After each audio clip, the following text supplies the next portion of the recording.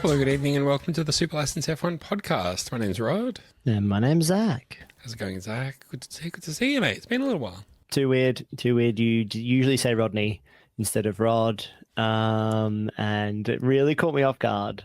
And I was like, "Do I say Zachary when he says? What do I say?" I'm Zach. I'm Zach.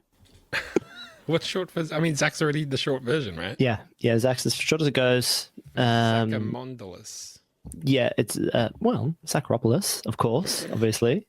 Zacharias, it means sweet one. Does it? Is that In for real? Greek? Yeah, it does. Yeah, my you know yoga what teacher told me that. What does it mean? I don't know. Oh, Just hoping you knew what all names meant in Greek. Let me look it up. not the dad from my big frat Greek wedding. Name Rodney mean? It's going to reference only fools and horses because everything does apparently. Well, I don't Rodney really. Here we go. Rodney is a boy name of German origin, meaning Hrodes Island, whatever that is. Okay, Hrodes Island. The name Rodney may conjure images of breathtaking beaches, cold sand, and crystal clear waters. 100%. That's exactly what I think of when you've got it all in your eyes. Yeah, definitely. Well, look, we're here to talk F1 eventually. It's the summer break though, so it's going to be loosey goosey summer vibes. It's going to be chilling on the beach type vibes. Chilling with a couple of villains. That's this show. We've got a special feature, one of our patented special features coming up later. But besides that, it's going to be just vibe time. It's going to be Super License Fuck Around Vibe Hour.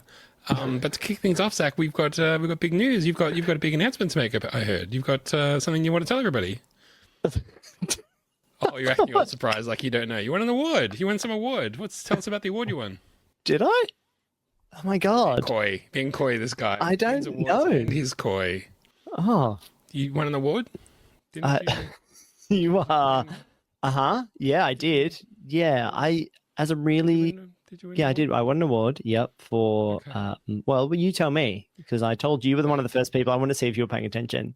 You were one of the first people I messaged. Yeah. Yeah. I mean, it was that award that you won. It was the one you've wanted. You've been as long as I've known you. I've been working hard for it. Years, Yeah. Oh my god, is it 20 years? It can't be that long. Years. No. No. Did you? So for reals, you won. Yep. Can we tell? Can we? Oh, maybe we can't announce it. Is that what it is? We can't mention it. Is that what this is? Yeah. Can't talk about. 100%. Yeah, you can't look until the press office says they have to put it out first, right? Because usually the awards team have to put it out first, and then I'm sorry.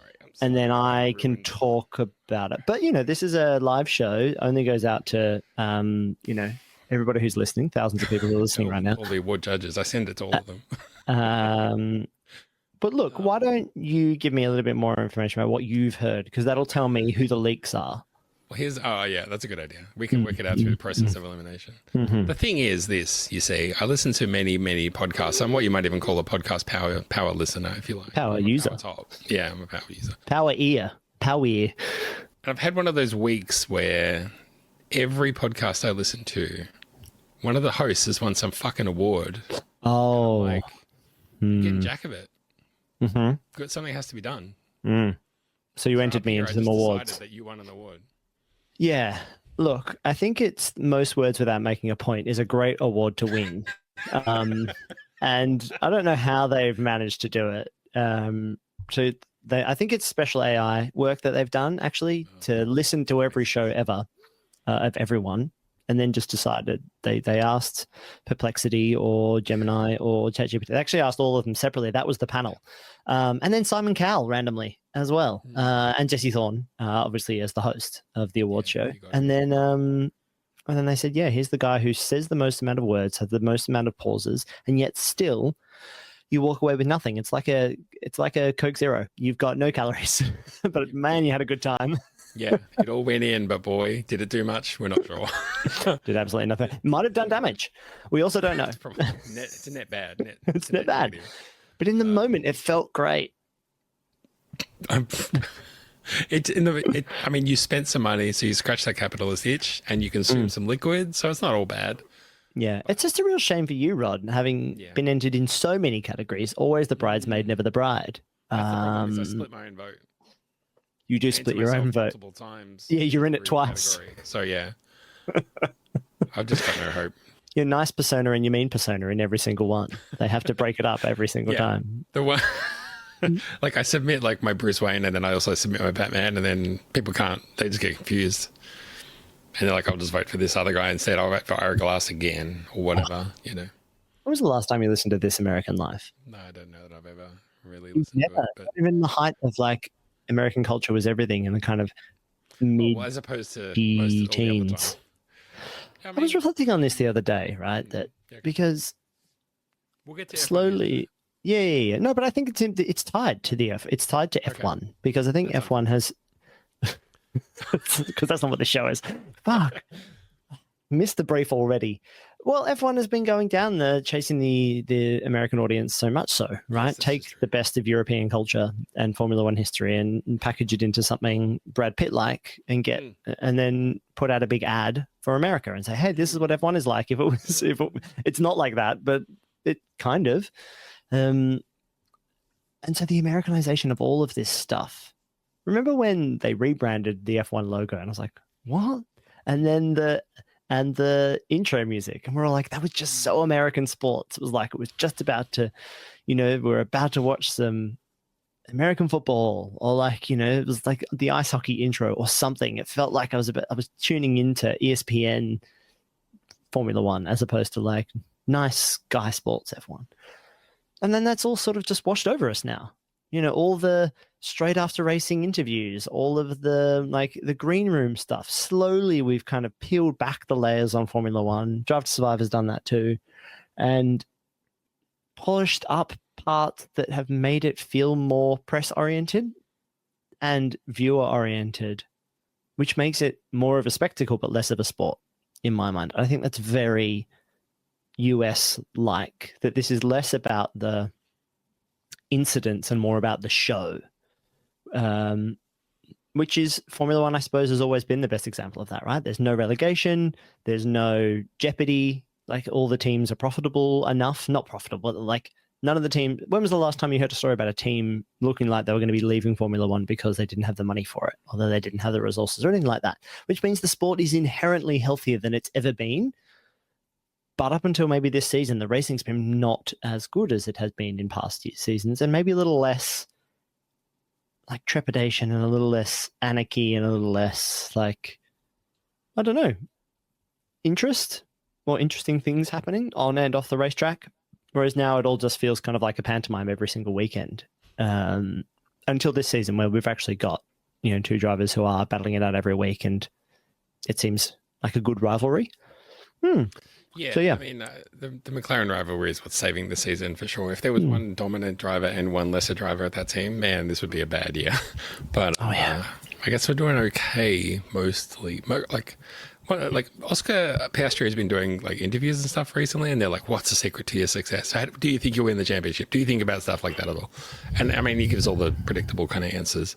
One answer that he gave that I thought was really interesting was about. They were like, is there anything different about how you're driving this year compared to last year? Because it seems quite different, like you're winning all the races and stuff.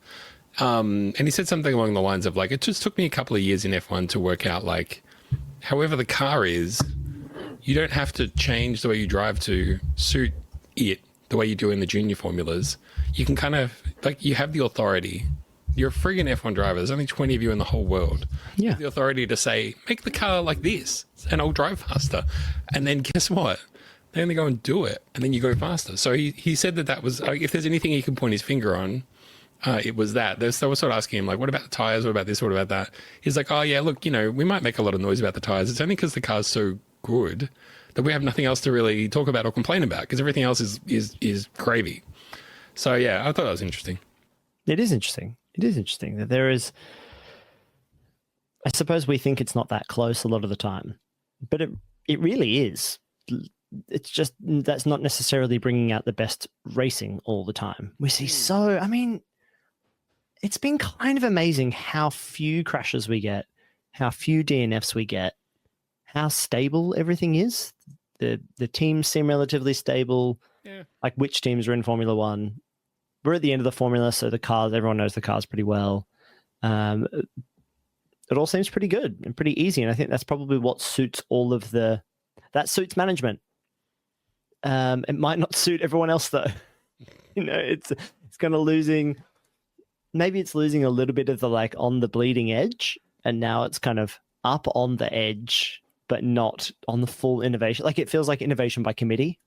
Like all the Formula One is trying to take racing forward, sustainable fuels, better aero. I don't know. It's less about the chance that everything will break because it's right on the cusp. Same as the space program these days, right? It's all too safe. Why aren't we risking it for the biscuit anymore? Yeah, that's it. Get people talking. Get a bit of aggro in there. Make it fun. Make it fun again. Legalize comedy. That's my favorite thing is when I say to you, let's have a Lucy show, you're like, Mr. Serious. Oh, am I? Shit. Sorry. Yeah, I am Mr. Contemplative. Say the other way. You're like, oh. Yeah. Shit. If I've got nothing to bounce off, well, then this had better be like a serious, thoughtful conversation. Talk about Americast, for heaven's sake. Well, that was going to be my point, right? Are you feeling this too? The American culture stuff. I reflect back on like when we first met, right? It was like bands coming out of New York.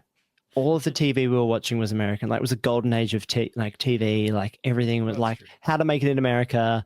It was Interpol, and it was like Portlandia and Portlandia, Parks and Rec. Yeah. Parks and Rec. Like, it was just everything that was. I mean, we were just probably the right age group for all that stuff too, right? But nothing was too serious, and the stuff that was serious was like grungy, serious, but still kind of fun. Movies were coming out really good, and everything was just great. It was the summer of '69. No, there was this. Maybe it's because the US was hopeful as well, and like things were funny, and like Tim and Eric and all this kind of stuff. And I feels like we're in like this weird refraction of that, where we went into this phase where TV shows were starting to subvert like power structures, and then unfortunately the power structures mimicked art by being really horrible and bad. So, I guess, well, I don't know. I don't even know. Are we watching, I feel like the podcast has somehow pivoted into the decline of the American empire. Dream? So be it. It is that though, and that's what I mean. I think that's why it's an interesting comparison, right? Because Formula One is somehow becoming a more Americanized, commercialized sport, which seems impossible that it could ever be that more commercialized, because that's literally why it exists. And it's kind of like the US has kind of made it this bastion of comfortability as a sport, but almost in every other way, I'm consuming less US media, and almost purposefully, without not that. It's not against any of those creators or anything like that, but it's because it's almost like I've had my fill. Like I've been eating it my whole life, and now I'm like, there's other voices and other things I could be doing. It can be very healthy to do that. I remember I used to listen to heaps of tech podcasts, and after every now and again, I would just listen to some new one and be like, oh my God, I don't believe it. This guy also talks about tech, but with an Irish accent. Yeah, right? Oh my God. Yeah, there are comedy shows that exist in other cultures and languages. It's crazy. You could even argue that we do a show in a non-American language. That is true. That is true. Well, okay. Thanks. I'm depressed now. Thanks. And why? You're not from that. Like, it should be an uplifting conversation, because there's loads more stuff to be involved in, and to catch up on, and to get views on. I think that there is a global perspective, and to reaffirm that is a good thing. And I guess the last time we did anything was a live stream for Spa, which was great and very long, but great. Oh my God, it was so long. It was really great, but it was so long. And then we were like, we'll do another one for Singapore. So I guess that's sort of penciled in the future, but it threw us out of routine a little bit on the old podcast wise. So I guess that's why we're also back. And also just being summer break, it's like, let's just have some fun. I wonder though, given that it is the summer break, the good thing about where the season is, set up at this point is that we've gone into the summer break with things closing after Oscar was pulling out a little bit of a lead. Still looking pretty dominant in the car, still looking like he had a bit of an edge over Lando, but things tightening rather than widening before the summer break, I think has just kept everybody interested through this little break that we've got. But I just wonder whether it's that or whether it's any other F1 stories that have on your mind since the last time we talked? The stories that have been on my mind are the ones that were still floating around beforehand, and it's like all the Formula One, right? All right, it's too much noise around drivers moving and all this kind of stuff. Let's all actually take a break. Like, seemingly people have genuinely taken a break.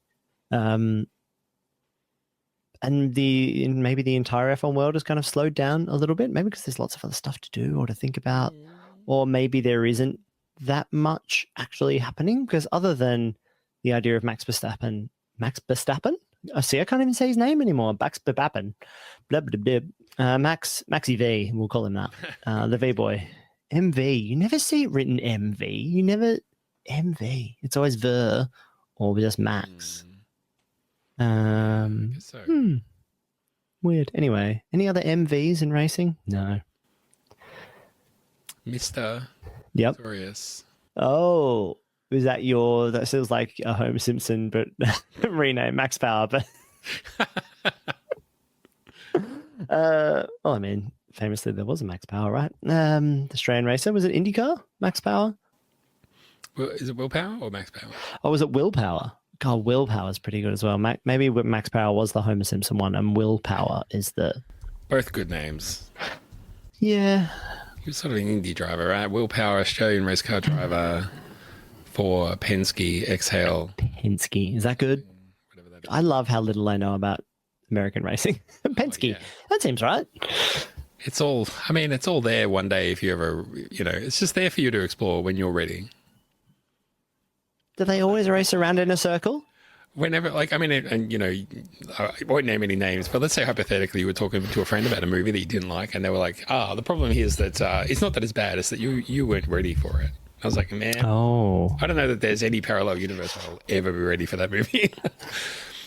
Okay, I've got an impromptu quiz for you. Oh, okay. Is this movie related or? No, it's NASCAR related. Let's save some movie stuff for later then. Hit me with some NASCAR. I wanted to see where Can you name how many races on the NASCAR schedule do you think you can name? How many races? Yeah. Actually, no. It's better. I'm going to give you 3 and you're going to tell me which one is real and which one isn't. Okay? Wait, so there's 3, and is there one fake one, or what's the goal? No, I'll give you 2. I'll give you 2, and then you have to pick the real, fake. Okay, all right. Yeah, 1 real, 1 fake each time. Okay. We have... That's so weird. Okay, sorry. I was just reading it and I was like, what the hell is that?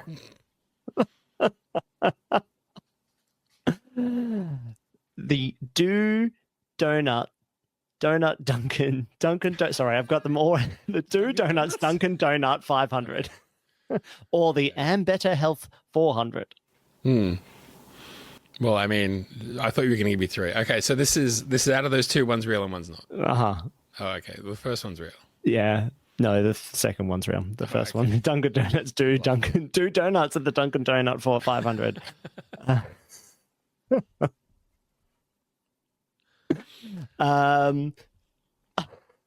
thought you were gonna be like, name some tracks or name some drivers. Name. Yeah, we'll come to that. Name 3 drivers. No, we can do that. Can you name one NASCAR driver? One. Easy. Yeah. Billy. Let me just scroll down the list here. So we've got any Billies. You'd think you'd be close, but no. Billy's Iron Pig. Billy Iron Pig. Yeah. I mean, that Billy Iron Pig is excellent. Let me just. He's a reserve driver. Sorry. He might be one. I'm just here looking at all of the different winners. Kyle Larson is the guy that isn't he the one that everyone's like all the Americans like he's the greatest driver of all time. He's so much better than Max. If you got him in a Formula One car, you wait and see what he would do. Okay, here we go. Question number 2, Rod.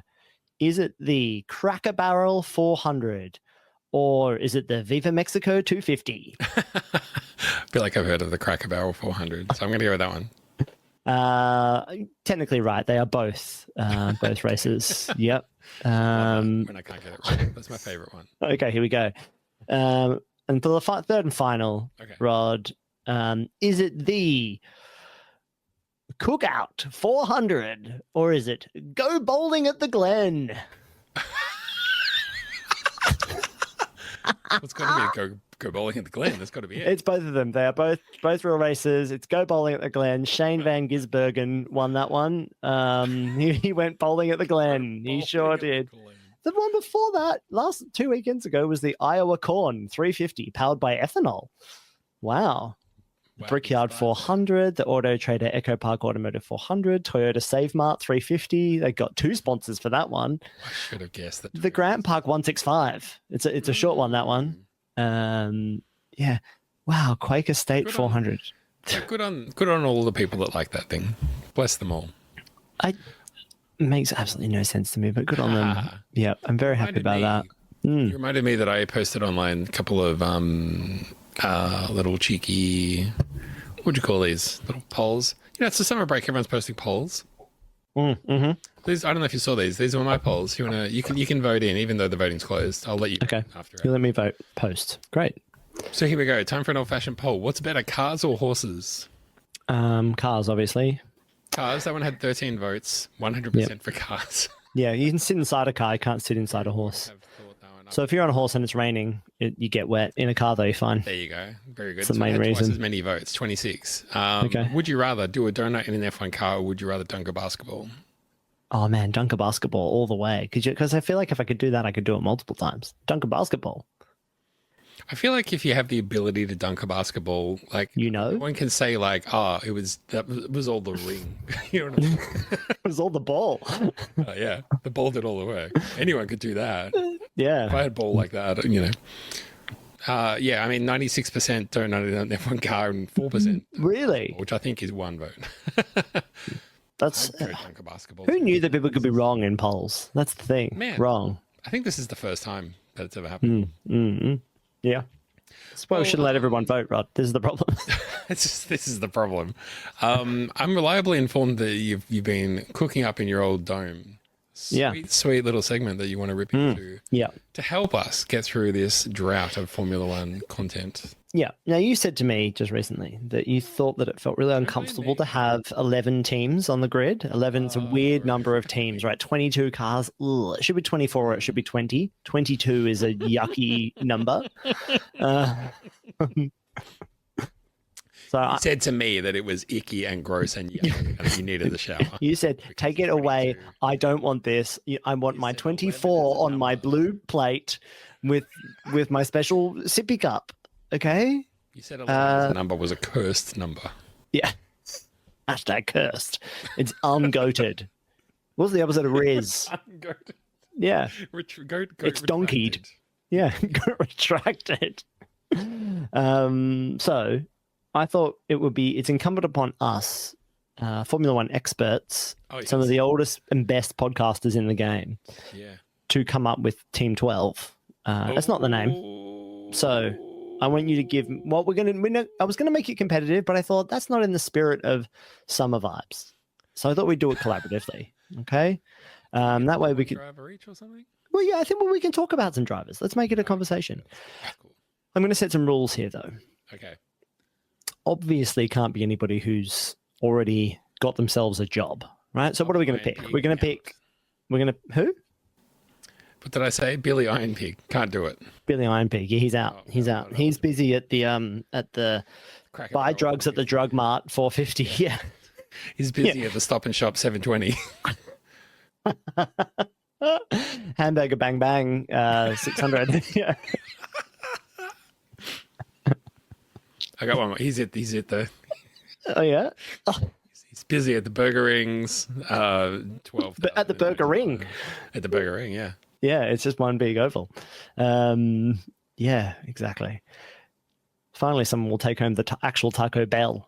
They ring at every race. You drink the milk out of.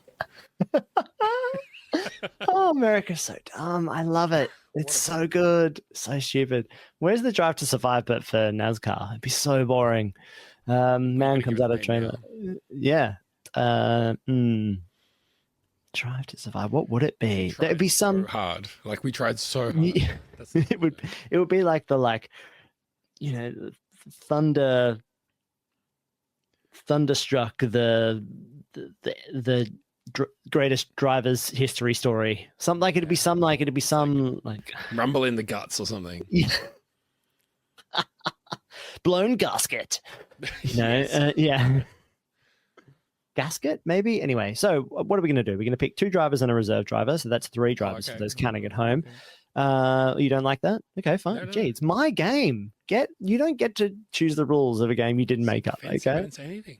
I'm suspicious of you. You love being the host. Team principal?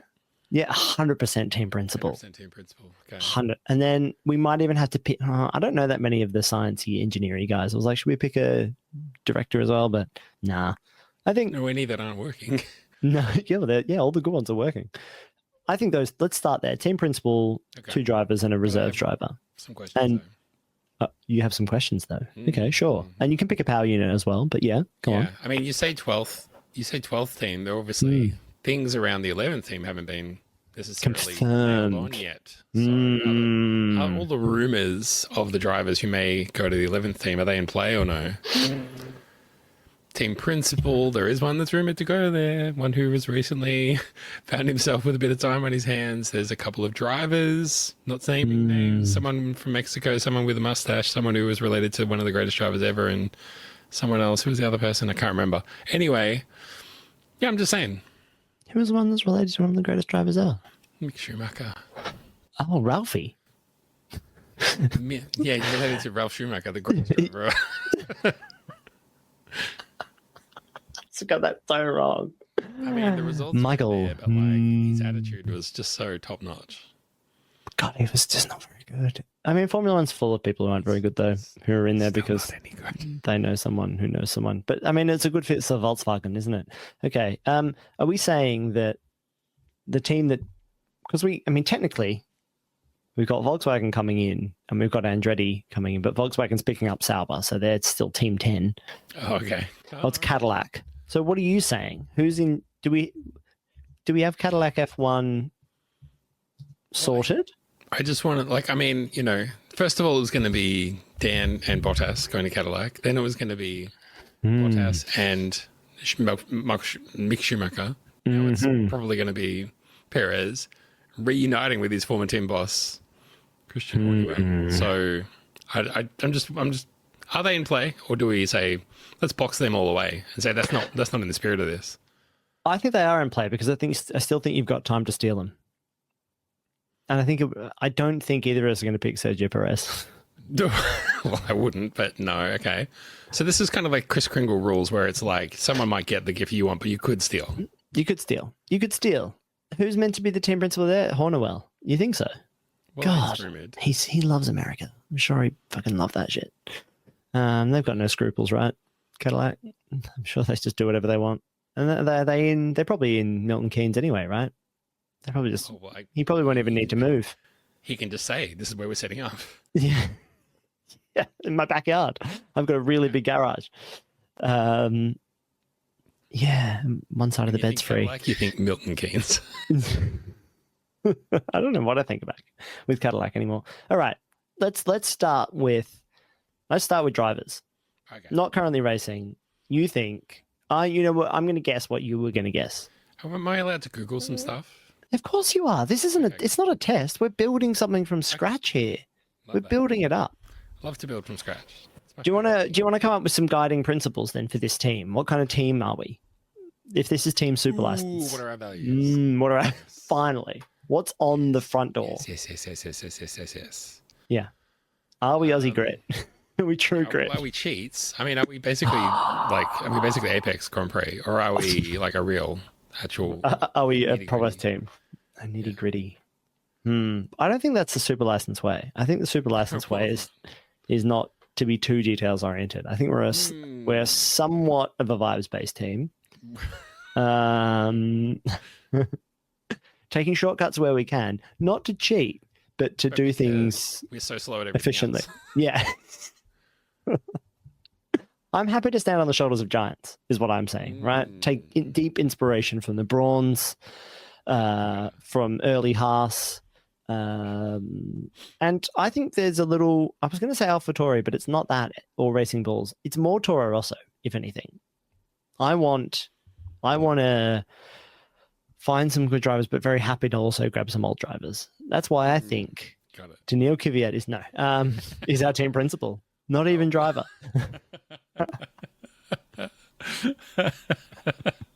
What a call! What a call! Well, I mean, he's got the experience. Lots of good experience. So yeah, I think anything on values for you? Values. What kind of team are we? I mean, the thing is, you could be the kind of team that's like, we're very happy to come 8th, or you could be the kind of team that's like, look, we'd rather come last, but have a chance for 4th. Is that? Are we that? I tend to play whenever I've played like. Do you remember there was that like is it called Video Game Story or something like that? Then they made like a racing story. Did you ever play those games? They were kind of I like. didn't play those. They were kind of like Pokemon, but for racing. Not that you catch drivers in a Pokeball, which would be quite cool. Daniel Ricciardo, I choose you. I can't remember what it was called. Maybe it's been a racing story. Yeah, exactly. But it was much more. But every race, I'd be like, well, like in the early rounds of that game, you're like, well, we're good in the corners, so I will like play an insane tire strategy every race and see if like we can win one, and then we get just enough money that we could buy an upgrade, and then maybe we'd be better. Like you're really chancing it all. I think we'd be like that, which is a little too apexy for me, but without without the cheating, without the forcing safety cars all the time. But I think we'd need to, do we put it all in qualifying? Yeah, but that's the vibe. That's the like mentality you want. Not docile, like alert and like. We're not responsive. We're active. Yeah, I want to maximize the things that you can actually influence, right? So I could care about hooking up a really good race weekend. I want to get like, how do we go? I want to know in the first 20 minutes of practice what our advantages are this weekend, and we're going to smash it in qualifying. Early doors, let's go. Let's go exactly. Friday. Just lock it in. Well, okay then. So I feel like we're going for slightly ambitious, but not like radical people living on another planet type mentality. Yeah, I think we are going slightly ambitious. Who do I like for slightly ambitious for team principal? Someone who's available. Someone's been in and around the sport recently-ish. I guess so. Are you going to reach right back? I have a guy in my mind. And I always liked him. And I think he might have the right vibe for us. And I always like saying his name. Ferrari team principal. Do you know who I might be thinking of? This is going to be our team principal. Yep. A Ferrari team principal with a name that's great to say. Well, I mean, are his initials MA? They are. Yeah. Should we say it at the same time? Yep. 1, 2, 3. Maurizio Arrivabene. I think other than getting Gunter Steiner, I think he's the next best thing. Do you think Gunter would be interested? I'm changing my mind. No, I think Gunter would be interested. I don't know, like if you had to, like, tell me everything you know about Maurizio Arrivabene, because other than being Ferrari team principal, like, what are his personal values? What are his personal values? Okay, he's a Marlboro man, first and foremost, right? He worked for PMI for a long time, which is Philip Morris International, on the Marlboro account. Pardon? I don't know how to spell his name. I'm trying to Google him, but I don't know. Maurizio, Maurizio. Maurizio is an Italian masculine given name, derived from the Roman name Mauritius. Mauritius of the country. Mauritius is a derivative name meaning dark-skinned or Moorish. Well, this is all okay. Delicious. Map. And Arrivabene, he's been there. He arrived well. Bene meaning good. Arrive meaning to arrive. He arrived good. Yeah. Did not leave very well. Who was next there? He replaced Marco Mattiacci and was replaced by Mattia Binotto. Yeah. The man with the good glasses. So, Maurizio Arrivabene, what else do I know about him? He was a sales guy for a big contract guy for Marlboro. Sort of like the sort of prototype that Zach Brown perfected. Yeah. He's very close with the Agnellis, which are a big Italian. Is the Agnellis? Yeah, I think it is. Yeah, of course, you've got to be. Agnelli family. Yep. So they're team that you're building it. I mean, the last time there was a Ferrari B team, the driver they had was so good that he became part of the Ferrari A team. So maybe. So very close to the Agnelli family, who were the founders of Fiat Motor Company, which is really interesting. So has always been close to that family and kind of the Fiat Chrysler world, which is Stellantis now, I think. And also in that same family is also, I think, owned or always been important with Juventus, which is the team in Piedmonte. And Juventus is a massive football brand, obviously. I think he's now one of their team directors, or is like very high up at that team. So I think we should lure him back to Formula One, because the world of football's done, right? As far as Juventus is concerned, haven't got any top players anymore. We passed peak football a long time ago. Way past peak football. You know, get Erivabene back into Ferrari, because they've only gotten worse since he left, really. They've become stale and corporate and lost all their edge. Yeah, look, I mean, they bring in Lewis Hamilton. Oh, and he's crap. And even he knows he's crap. Maurizio would never have let Lewis get that low. He would have been in there, fag in one mouth and handing one to Lewis, being like, you know, smoke him if you got him, mate. You'll be feeling way better in a moment. Like, you give me pole today. Yeah. Pole position, okay? Yeah, exactly. And because I think that cheek and off you go. I think your team principal needs to be a bit like, you know, he needs to be a bit of like the dad of the group, right? Needs to be energy and vibe and like really summarize the emotion of the team. And you've got lead engineers and you've got all the nerdy guys in the background, but you need a front man. It's like a band. It's just a front man. You just need the front man. You know, the rest of the guys. He also brings his own smoke machine. Exactly. He is the smoke machine. Vibes, which is great. Yes, we love a smoky vibe. So yeah, how you feeling about? I mean, you tell me about Gunther Steiner. Do you think that would be better? I don't want Gunther. I'm not making a case for Gunther Steiner. He's got books to write. He's got podcasts to be on, not ours. He's always on. He's on Tifo now. He's on The Athletic all the time now as well. He's in all their videos. Well, yeah, and then he's Formula on One videos, podcasts, right? Like the podcast that they make. He's on there. So I guess he's like, you know, busy. He's got stuff to do. Busy. Sorry, Rod. Too busy to email you back, mate. Sorry, I've got to go. You've got to have to take care of it. What's Gunther's email address? g.steiner at motorsport.athletic.org. Org. Yeah. Wow. Yeah, well, good for them. Give out the real one, because then everyone would just, oh shit. Oh. Yeah. Oops. I thought it might have been something more fun than g.steiner. That's his corporate email, obviously. Yeah. His real email address is uptheinside@gmail.com. Enough to just be GS at theathletic.com. .biz. .crypto.biz. .coffee. Man, .coffee, that's good. Okay, let's get off this and let's get to drivers. This is the meat. Do you want to start number one, or do you want to start with reserve? Ooh, I reckon we start with reserve, and then we go with like fill in like the other guy, and then we end with premium number one driver. The premium number one. Okay, so what are you looking for in a reserve driver, Rod? What do you need? You need to look good. Oh, you gotta have good smile, good hair. Yep. Good with the social media as well, right? Because you're the one with the free time. Yes. Yeah. Oh man, the person doing all the TikToks, they are gonna keep you busy, my friend. Oof, yeah. You gotta look good. Gotta have a good smile. Have I mentioned that? Are you an ex-Formula One driver, or are you an up-and-comer? I think probably X. I feel like our up-and-coming driver is like the other guy, the second, the number two. Okay. When was the last grid that you thought, wow, this is a stacked grid?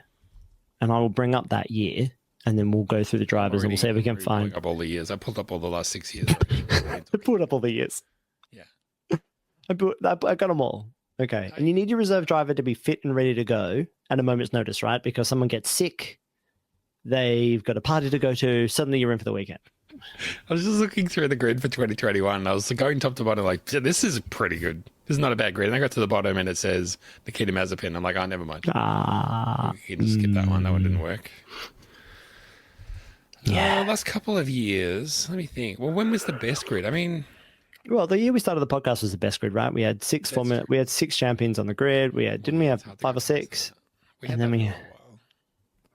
That might be a little old though. That's 12 years ago, 13 years ago. I don't think any of those drivers are still really around. Yeah, that's really the test. Is like, are there, like you'd almost look through it and be like, "There's no weak drivers here." Like, oh, there was that one guy that was there for 1 year and did nothing. Max Chilton. Really go with that one. Yeah, looking at you, Latifi or whoever. Latifi. My goat. Okay, so we're still looking for a reserve driver. Bit of experience, right? That's what you mostly want. Someone who was around and was handy, but good, like experienced, but not threatening. So who's the most experienced guy that's sort of not really around anymore? I mean, Rubens Barrichello. Rubens Barrichello. Yeah, I mean, Yeah, I mean, he's probably Mass is better. got him beaten by about 15 years, but yeah, sure, Barrichello. No, it might be a bit much. Barrichello's probably got a son who's too old for Formula One. Like, aged out. His son is aged out. Son's too old. Yeah, exactly. His son's a Does he team have a principal at a Formula 2 team. Let's see if Rubens Barrichello has a grandson. Yeah, and that will be our number 2 driver if he does. We're pulling him up Also from caught in the 16. Brazilian, the Brazilian. Well, you can't say they follow on from each other. Barrichello to How Massa. old do you That's think just. Barrichello is? I think he's 52. He's 53. Ah, He's got 2 children. Well, let's just pull them up. Oh, one of his kids is named Fernando. That's interesting. And Yeah. Fernando have a son. Oh, Fernando has a cousin, okay. A cousin. Great. brother, second uncle. No kids though. Hmm. Nicholas Giafone. How old's Massa's kid that Daniel Ricciardo loves? He's probably This is where 8. I mean, I feel like this is you blowing the lid off the second driver here. Mm-hmm. Got it. Sorted. Is it Filipino or something like that? Yeah, it is. Sounds like that's his only name too. He's gotten rid of the Massa part, and he's just Yeah, just like a Filipino. Brazilian footballer. Yeah. That's it. Felipe Massa. Now I've got to look at Felipe Massa, find out what his kid's name is. Not creepy about that. This is hard work, this podcast. Felipe Massa's still going on about how he deserves the championship. Like, what the fuck? I thought, yeah, what happened to his legal case? challenge? Yeah, the CAS got busy, did they? The Centre for the Arbitration of Sport. So this says when he was born, who his spouse is, and children. It doesn't say a name, just as one. So obviously, maybe Juan. there's an age rule. Are you sure it doesn't say Juan Pablo That's what Montoya? it is. One. Oh, Juan Pablo Montoya. He'd be a good team principal. What's he doing these days? Juan Pablo Pundit. What about? Okay, so What country is Juan Pablo Montoya from? Colombia. Oh, well remembered. Far out. Sebastian Montoya on his father Juan Pablo's hero status. I feel like we found our reserve driver, Rod. Tell me about Sebastian. Is it Sebastian Montoya? It is no. It is Sebastian Montoya. Yes, on his father Juan Pablo. No. No. Okay, how do we? That's locked. I can't read that article. Sebastian Say he's locked as a driver. Montoya. He's a Red Bull driver. He's totally free then. Yeah, desperate to get out of that. Yeah, exactly. Great. All right. Sebastian Montoya is the reserve driver. Reserve. Yep. Okay, Yep. right. Because he's currently. Oh, he didn't. His racing record 2025. He's at Prima Racing. Prima's great. Prima. There you go. Yeah, Formula 2. He's 19 races, no wins, no poles, 2 fastest laps, 3 podiums, 72 points. He's currently 7th in the Formula 2 season 2025. Who's currently winning that? Are there any results so far? There are. It's Leonardo Fornaroli. He's good, apparently. Jack Crawford. Can't hire him because it's J-A-K, which is an insane way to spell that name. Sorry, you're out. Yeah. Luke Browning. Alex Dunn. He's Irish. That could be fun. He's with McLaren, though. It's going to Bit of a funny face, so he can't come. I like the idea. I think Sebastian Montoya is the right guy. I think he's our reserve driver. Yeah, all right, fair enough. That sounds good. Sounds good. What about well, I mean, one option we could look at is Formula 2, see who's doing well in Formula 2 and see whose name we like. Who's Well, that's what I've been doing. whose three letter initial makes a good Ooh, a good name. Star, That's okay. Roman Stanyek. STA is pretty good. Star. Oliver Goethe, GOE. Oh, Go. I like a Goethe. Do you think he was good in Goethe karts when he was a kid? Excellent writer. Okay. All right. Well, okay. Are you Meg. ready for a new driver name to be introduced? Seb Megan Tunif. Wow. 2 retirements. All purples down the bottom there. No good. It's a bit of a spread field. There's lots of wins all over the shop. Like I feel like everyone's had a win all the way down. 8 people have won. Isn't that how 9 it is in people have Formula won. 2? Like, 10. The guy that wins has like 10 podiums and 2 wins or something. Isn't that always how it is in Yeah. Formula Don't it all seem to go? Yeah. 2? Yeah, that's right. When Shoot. are you gonna come down? They have a lot of. Oh, they always have a sprint race, and then they have a. What do you think FR means? Final race. Formula race. Formula. Realsies. Realsies. That's For what we real. think out. Oh, so it's the sprint race and the for real race. FR. See, it's hard, right? Whenever you ask, I always forget you're going to ask me what does the FM stand for, and I always have to make it up on the spot. I always forget. We had Always all right, so grasping. we've had Rubens Barrichello's grand cousin Yeah, and Felipe no. Massa's son and the Formula 2 champion. Yeah. What about a real name? Okay. We are no for our reserve driver. I think we are doing Sebastian Montoya. Okay, all right, yeah, That's fine. settled. Yep. For real drivers. For realsies. It's FR driver for realsies. And so, what about this name then? Tell me how you feel when I say this name. Someone who might fit into this brand, someone who might be bringing the experience that we badly obviously need, and someone who's a bit of a firecracker who tries and has a lot of experience. Are you going to say? Do you want me to guess? You're going to say Kevin Magnussen. I'm going to say Kevin Magnussen. Kevin fucking Magnussen, yeah. Yeah. I think he's our brand. I think Maurizio Aravabene can keep him in line. I think that's what we need. Well, he's Yeah. going to be too busy smoking to get into any trouble, so I think that's fine. Mm-hmm. Yep. Okay. Kevin Magnussen. Is that number 1 or is that number 2 driver? Or does he think, is he our number 2, but he thinks he's our number 1? Do we have is it like we have 2 number 1 drivers, but They're both number 2. when the rubber hits the road, when the ink hits the contract, we don't have 2 number 1 drivers. No. We've got a couple of guys. We've got a couple of guys. Okay, yeah, I like that. I can get behind that. You think there's room for a K-Mag in this driver lineup? I've always liked K-Mag as a name. Excellent. Kevin, though. Kevin. You never really look at the Kevin part of the name, do you? What? Okay, so what? Is anyone calling him Kevin? Where's Kevin? There's a clause in his contract. Mm-hmm. Magnussen, fine, love that. Stick with that. I can stay. Put that on a t-shirt. The Kevin we're not crazy about. We just feel like that could be punched up a bit. Kev. So how do you Big feel? Kev. How do you feel about K-Star? Just you don't have to say yes right now. You think about it.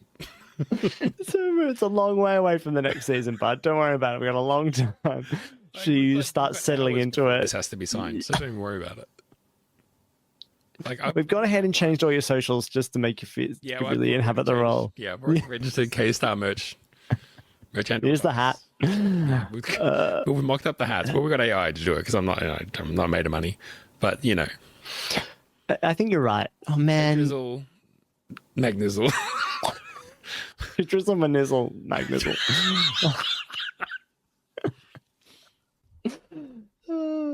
Yeah, I think the kids are gonna love it. I think that maybe we should just pick old man team. Here's Maurizio Aravabene, Kevin Magnussen, and then Kimi Räikkönen. I was resisting going with Kimi Räikkönen, but if we're going old man, like David Coulthard's not doing much. So grey. He's so. Jos Verstappen might be free. out there, right? You know what? He's the kind of guy who would crash into his own son if he felt slighted. Oh, you're not wrong. Get him on the same track, and he'd be like, "That was my line, Max."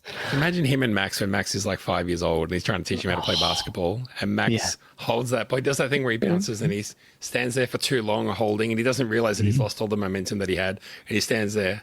And he finally just gives it everything and he throws it up, and Josh just fucking rejects him. Take that. That's swipes it into the pool.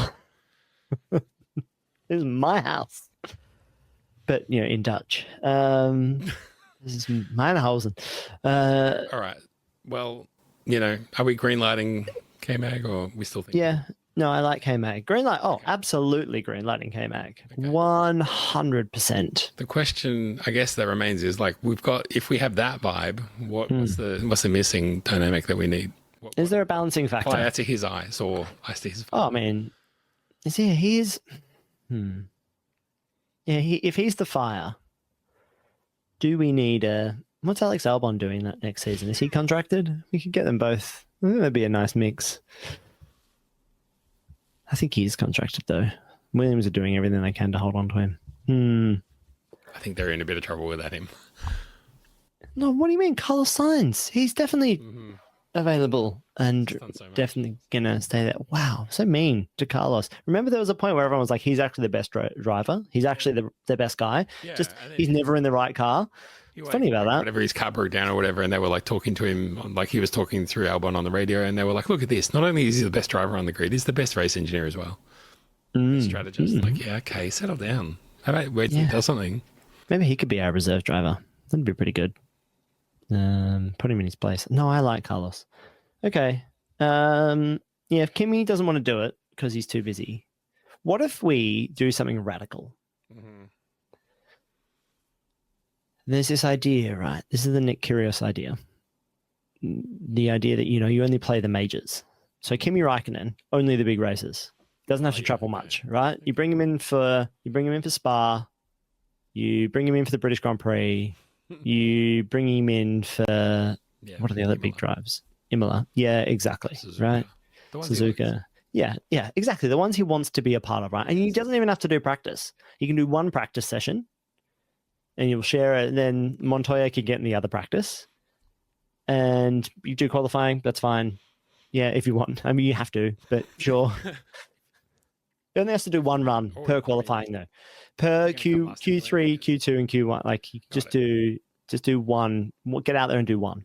That's all. And then, and then on race day, we're not even going to talk to you that much. We'll only respond. How's that? Yeah. Yes or no answers only from us. So he does 8 races. Let's call it 8. 8 in the season, right? And then the rest of the time, it's who? Kevin Magnussen's the ballast to our Kimi Räikkönen, who's going to, of those 8 races, one of them is going to finish on the podium. I can guarantee it.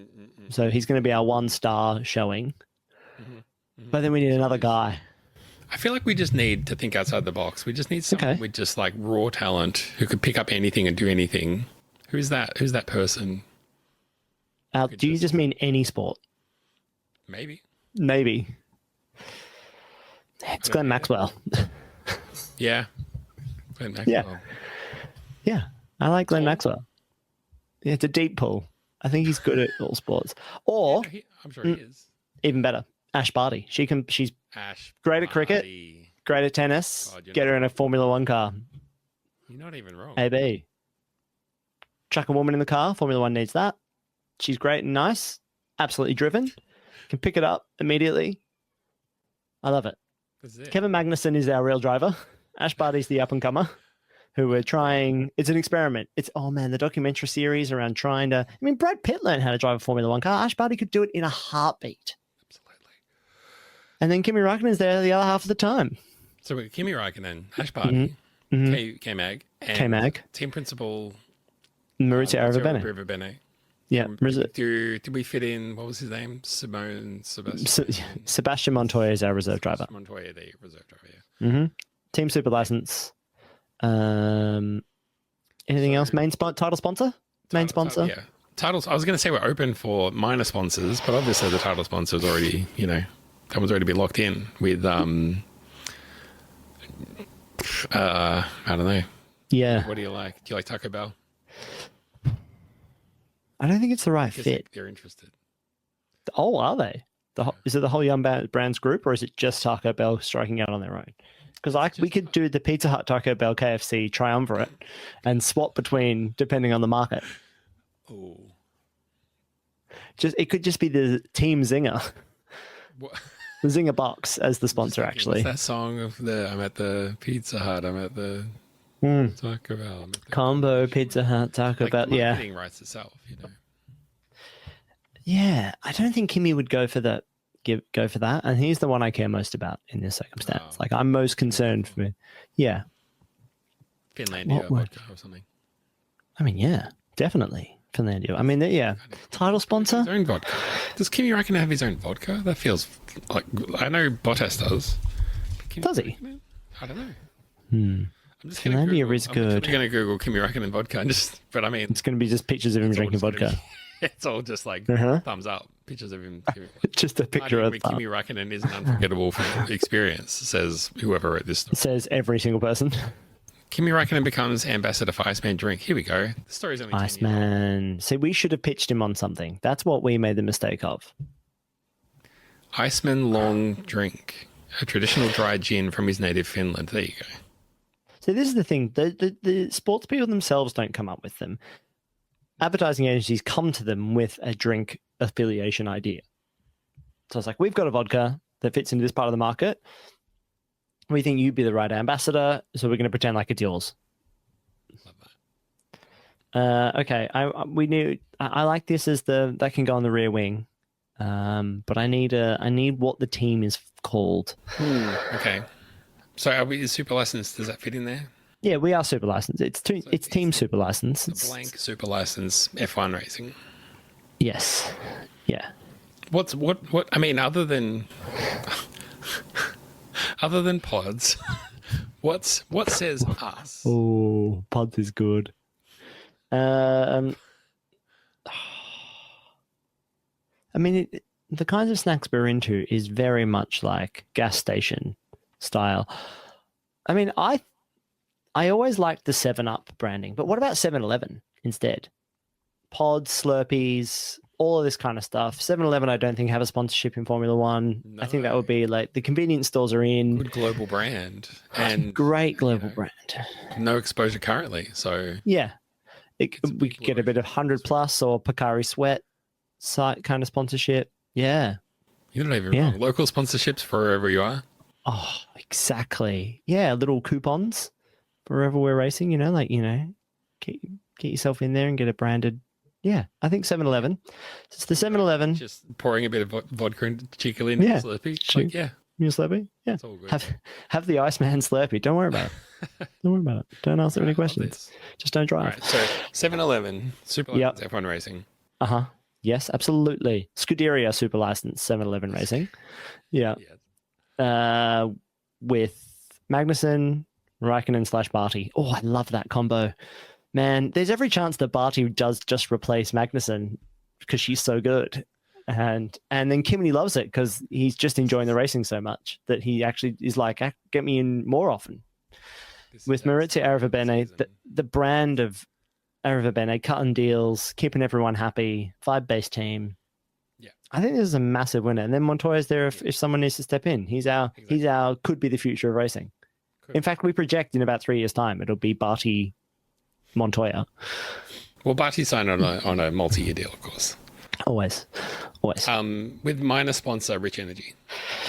Had to get in there. We'll take the money. It's first year. We'll take the money wherever it's coming from. Someone's got to pay for Kimmy somehow. All right. Well, look, green light. This is done. Stamp. Yeah. Who do I sign? Man, are we just? What's our role?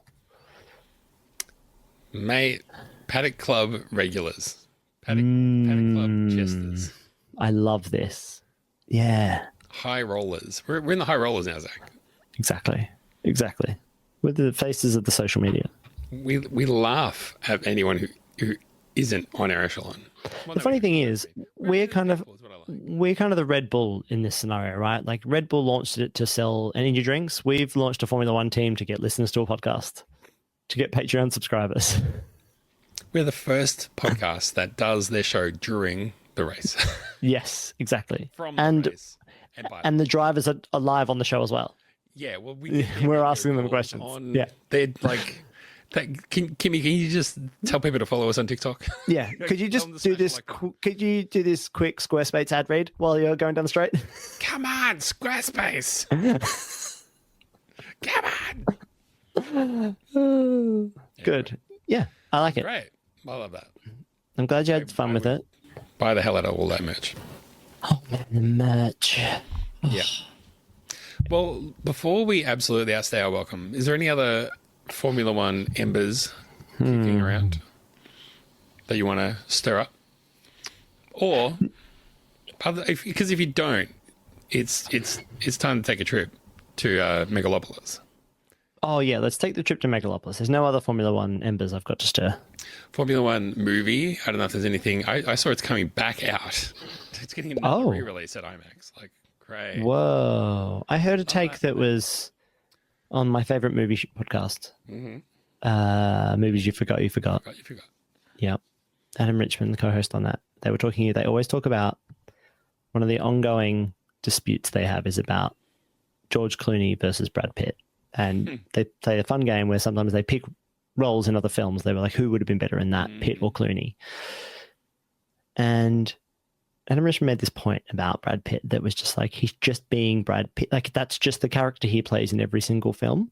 And it was like, the F1 movie, or F1, I suppose you just call it F1 because that is its name.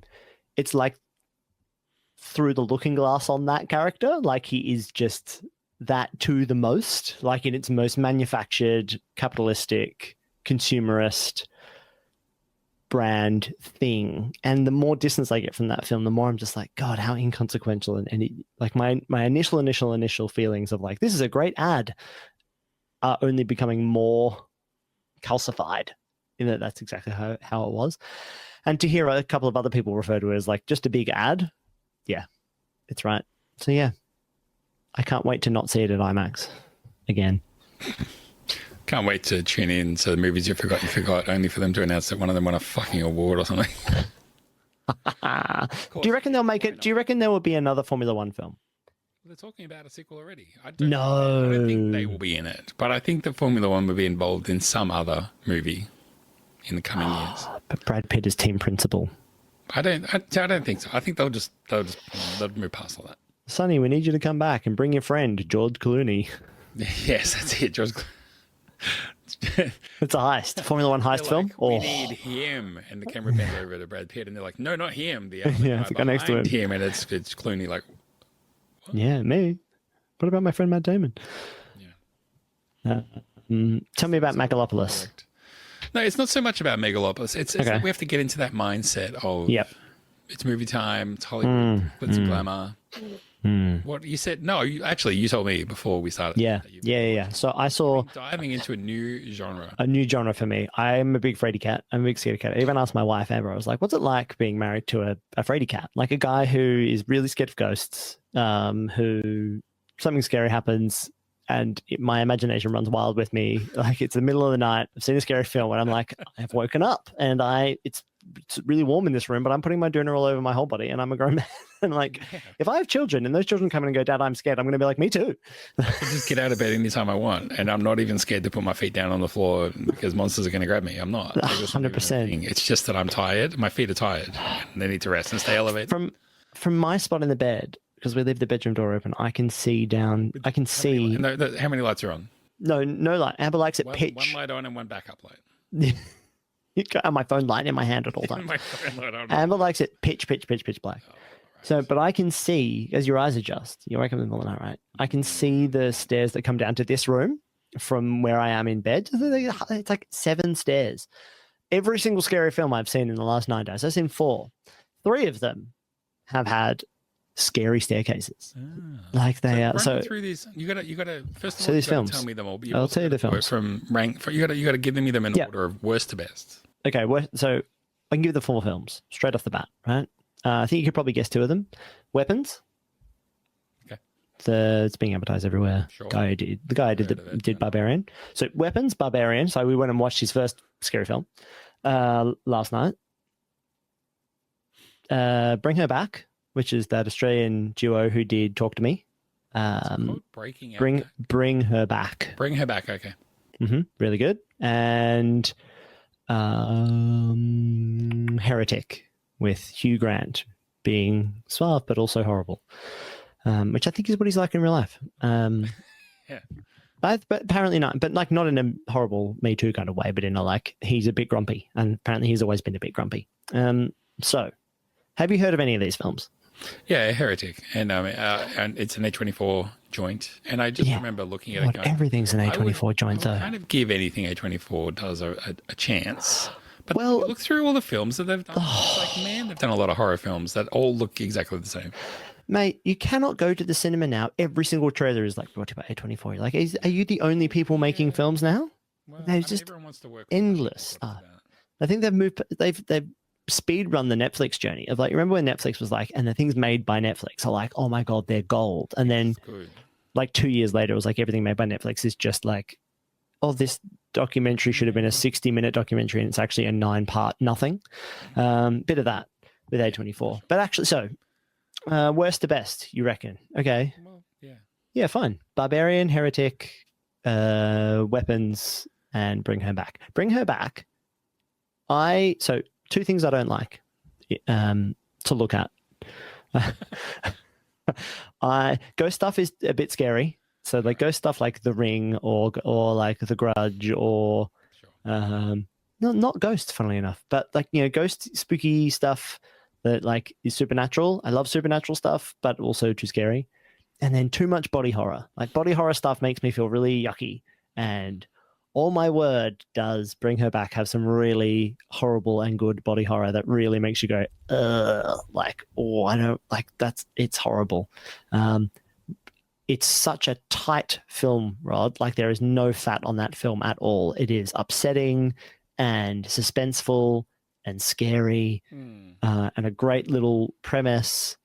I don't know if you've seen Talk to Me, similar, but this one, it's like they got even better from Talk to Me to Bring Her Back. Excellent. Lots of dealing with the afterlife. Everything about it looks creepy. Yep, it's incredibly creepy and really, really, really, really well acted. Beautifully shot as well. Like just great filmmaking, and as I said, super tight. Like it does not let you off for one moment. It is just go, go, go, go, go. You feel unsettled the whole time, and it's great. And you should go see it. And it's Australian, shot in Adelaide, I think. Really good. And once you finish watching that, add it to the list. Yeah, it is the best one. And then Weapons is fantastic as well. Weapons is really creepy, has great comedy beats, is making some really good points about like school shootings and alcoholism and, you know, those kinds of things, and is haunting. Like you're like, oh, and tells the story. It's nice because it's broken up into 3 storylines that are all interrelated. Like it tells one whole story and then another whole story and then another whole story, but they're all at the same time, mixed over. So yeah, but Rod, I don't really watch scary films. I watched all these scary films, and then every night after watching them, I would wake up in the middle of the night and be a fraidy cat. So, and had just the most fucked up dreams. So yeah, maybe watch them during the day. If do you like a scary film? Are you a scary movie guy? I mean, the thing is, like, I like, you know, good films. So if there's a scary film that people talk about, or is buzzy, or that seems to be doing something interesting, I'm like, yeah, I'll give it a check. I'll check it out. But I don't seek out scary films that are like that look mid. And I'm like, well, I'll watch it because I just like scary films. That's not me. Yeah. No, I get that. Yeah, like there's a podcast, you know, we both love. Stop podcasting yourself. God, stop going on about it. 13 years of you going on about it, Rod. But one of the hosts is like he subscribes to the stream. To Shudder? Is that what it is? Yeah. Just horror films. I'm like, nah, that's not. No. I don't need to be watching The Leprechaun Ate Her Part 17. Like it's. Yeah, I saw that. Like the first 5. I remember I saw like The Conjuring years ago, and that's like movies are just full of ghost jump scares. I don't like, and they're too scary for me, and I just don't want to be jump scared the whole time. Cool. But that. I saw someone on TikTok be like, oh, this is the watching order for all the Conjuring universe. I was like, Conjuring universe? But there's like all the Nun films, all the Annabelle films, and all the Conjuring films are all in the same universe. And there's like 13 of them. Great. Yeah. So no, that's not us. Well, so yeah. I mean, I can't even recommend good horror films to you because, like, Too scary. what's it gonna? You're gonna be like, that movie was so good, and I didn't sleep for 5 days. Thanks, Thanks. asshole. Yeah, it's like a really good. Like if you're like, hey, go get this fried chicken, it's fucking amazing. You'll feel horrible, but you'll really enjoy it in the moment. I watched. What are the classics, Rod? Oh no, tell me about the movie you watched. Oh well, this movie I watched recently, Skinamarink. Have you heard of that one? What is it called? Skinamarink. Skinamarink. Skinamarink.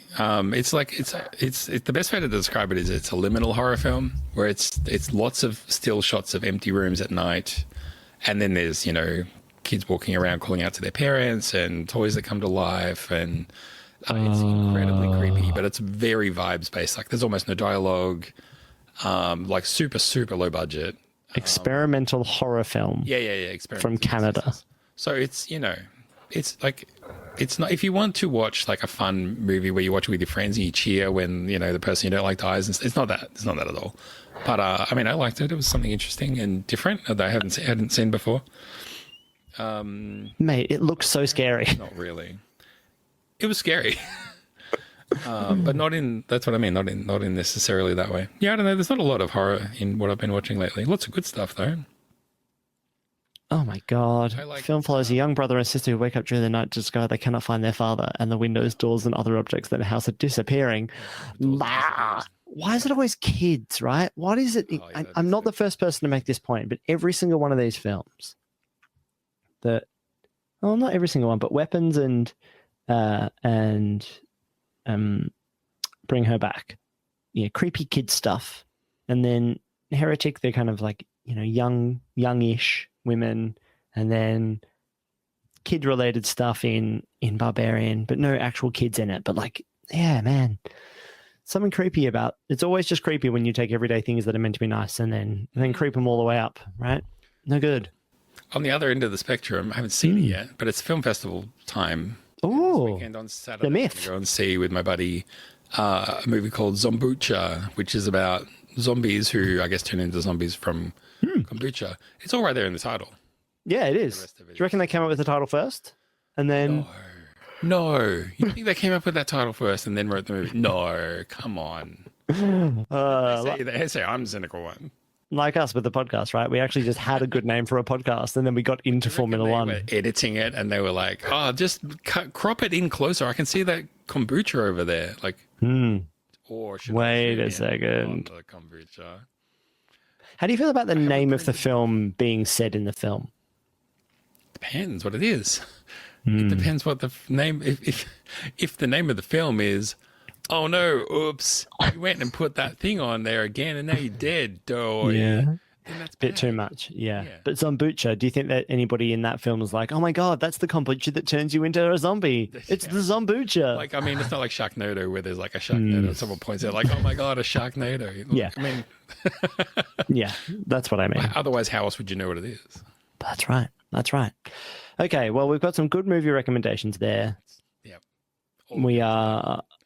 Yep. Go see all the scary ones. Yep. Barbarian's free on Netflix. You could. It's okay. Okay. Yeah. Not that scary. Other one that you liked. And... Yeah.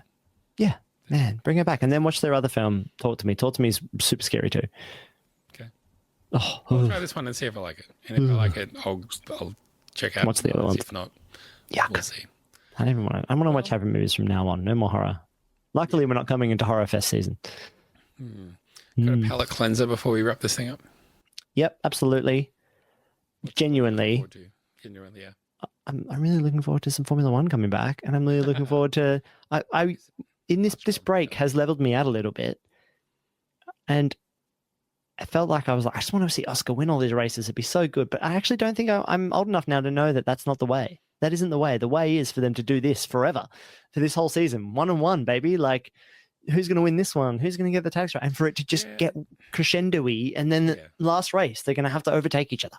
A few races ago, when Oscar pulled ahead, someone was trying to make a case like, oh, this is Oscar's to lose now. And they were like, you got to be kidding. He's one DNF away from losing the lead. Like, this isn't going to be over for a while. No, he's only 2 second places for losing the lead. Like, that's all it is, you know?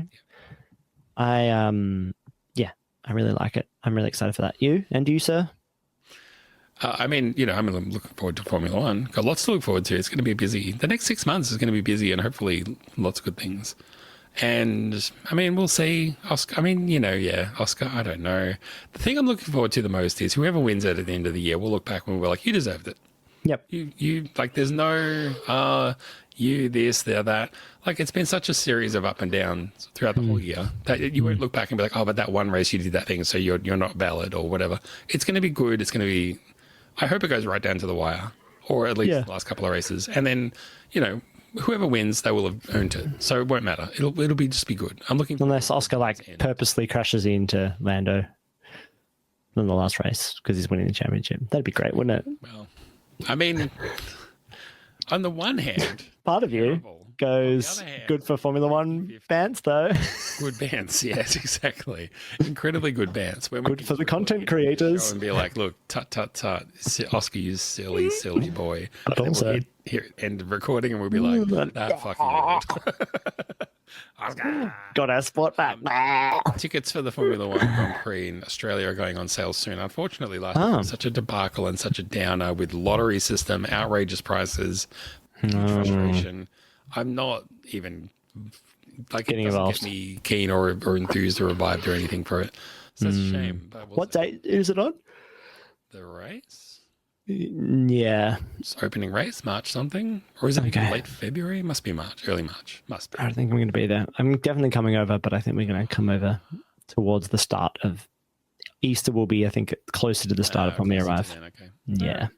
Yeah. All right. Fabulous. We might be able to watch a race together, though. We could do that. Ooh, shit. Like China or something. Who knows? Yeah. We could do that. All right, well, Yeah. if you want to retro race with me, all you got to do is fly halfway around the world and come sit with me. That's it. Race. It's easy as that. It's that easy. It's that easy. Maybe you live close to Rod and you can knock on his door. Nothing creepy. Yeah, do that. Don't dox Rod, Right? okay? And, all right, well, what you want to do, though, between now and then is keep up with us on Discord. You can follow us on Threads. We're at Superlicense F1. The website. You've had plenty of time to think about it. But it's only superlicense.fm. So, Zach, what does the FM stand for? It's figuratively managing. Let's ever think of that one. That's what I was feeling too, but I didn't want to say it. I'm glad you said it though. What else can you do? You can support the Patreon. Thanks to everyone who puts in a couple of dollars. There's not many people, but it doesn't matter because it's just enough to Keep the lights stop on. us from losing money. We don't, our credit cards don't go into the red. And I'll tell you, the less they do that, the more likely we are to keep doing this. Those Patreons, you know what they are? They're the Nico Hulkenberg. Well, they're the Nico Hulkenberg getting the 9th place finish for the team so that they get some points for the season, can keep their sponsors, don't have to pay for their logistics, and that's enough to keep them going for one more season. That's what the Patreon is. And then it keeps the dream alive. Exactly. That's right. Yeah. And there's Super License podcast. Yeah, the normal stuff. On whatever and all that other stuff. Anyway, yeah. Follow us on Letterboxd. Not endorsed, but do it. Yeah, absolutely. Yeah. Well, I can't. What's going to happen next? We're going to do another podcast next. I might try and do a live stream to just cover some news or whatever between now and the next podcast. But when's the next race? I think it's the Dutch Grand Prix. Dutch. I don't think I've watched a Dutch Grand Prix before. You absolutely have. Have I? You must. Okay. Oh, that's a few of them now. August 31st. The one with the awesome bank. Yep. Great. Oh, that is a good sport day, Rod. Liverpool v Arsenal and the Dutch Grand Prix. Dutch Grand Prix first, Liverpool, Arsenal straight after that. We are summer break. in. I love a summer break where there's 2 races in the same month, but it's the end of August, not Dutch Grand Prix. What were you saying about Arsenal? They're playing straight after that race. Well, there you go. It's a good sports day. It's a day in front of the TV, Rod. Go for a long run in the morning and then watch sport all afternoon. Woohoo! It's very you. So many. And then there's Netherlands and there's Italy and Azerbaijan. So there's a few more races. And then I think Singapore is right after Azerbaijan. So that's when we might try for another live stream. Ooh, all right. Well, look, mate. Wow. Pretty much said all the words. Yeah. Good short one, huh? Nailed it. Yeah. Love that. As always. All right. All right. Well, I guess let me get ready so that I don't look stupid when we do the outro, and then I'm like, oh, I haven't got the I can't play the I've got it ready. Classic you. Okay. Thanks for listening to Super License. Stay subscribed. Until next time. Don't touch that dial. Don't Don't do that. Don't go doing that. I've been Rod. Bye bye. Oh yeah.